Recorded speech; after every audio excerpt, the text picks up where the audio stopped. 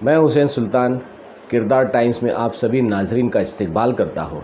मुंबई के विक्रोली टैगोर नगर में रहाइश पजीर आयशा शेख नामी एक तालिबा ने DY पाटिल यूनिवर्सिटी से BDS यानी बैचलर ऑफ डेंटल सर्जरी में टॉप किया। इस तरह पहला मुकाम हासिल करने के बाद आयशा शेख को पृथ्वीराज सोनी की जानिब से गोल्ड मेडल एजाज़ से नवाजा गया। इस तरह आयशा शेख की कामयाबी के बाद मुंबई, थाने, मुमरा समेत सभी शहरों से लोगों ने उसे मुबारकबाद दी। वहीं मुमरा कौसा की सियासी व समाजी शख्सियत थाने कांग्रेस कमेटी के नायब सदर अब्दुल गफूर रोमानी ने आयशा शेख की हौसला अफजाई के लिए उससे मुलाकात की, उसकी गोलपोशी की, उसे शॉल और फूल देकर एजाज़ से नवाजा। इस मौके पर क्या कहा थाने नायब सदर अब्दुल गफूर रोमानी, वहीं आयशा शेख ने इस कामयाबी को लेकर क्या कहा वो भी आपको सुनाते हैं।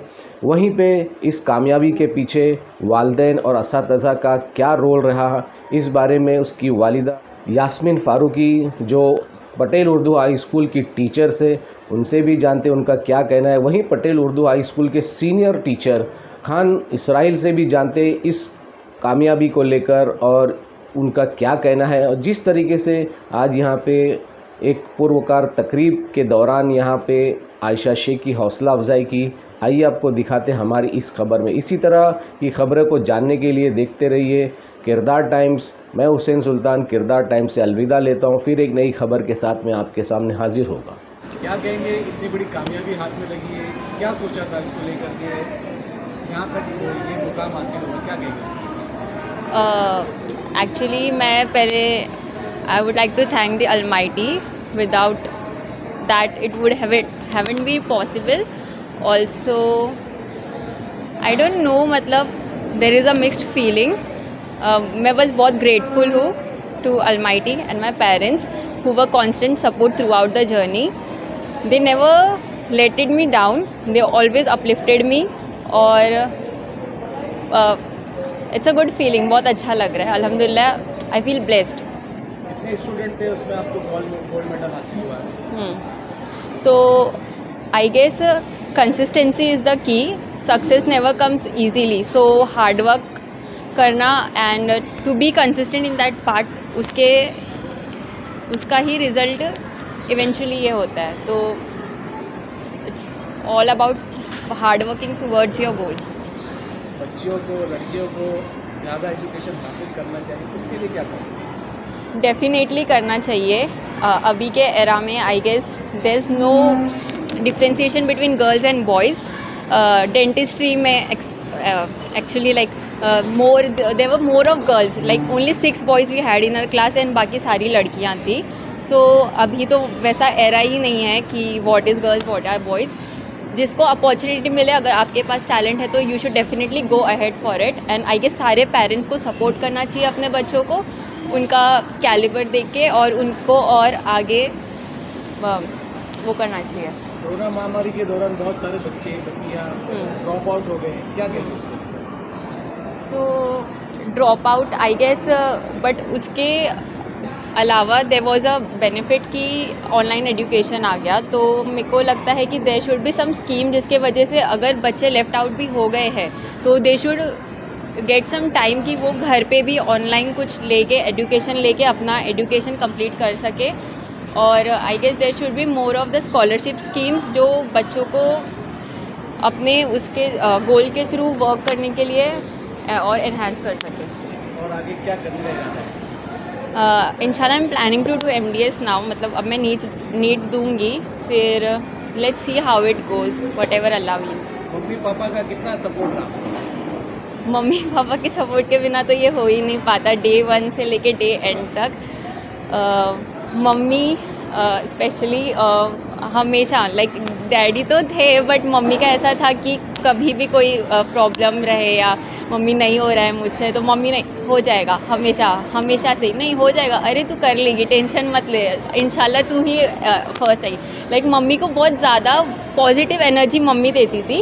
And dad use to be तू ही करेगी, मतलब डैडी को तो ऐसा आग बंद करके मुझ पे वो था कि नहीं तू स्ट्रेस ले रही है, at the end you would come first, वैसा था। तो आई गेस साथ में एक क्यूमुलेटिव एफर्ट्स था जिसने मुझे वो उस तक पहुंचाया। अभी आज यहाँ आपको गोल्ड मेडल मिला तो कैसा महसूस कर रहा है? आई feel blessed, I am emotional, मुझे समझ नहीं आ रहा मैं क्या बोलूँ, बट अच्छा लग रहा है।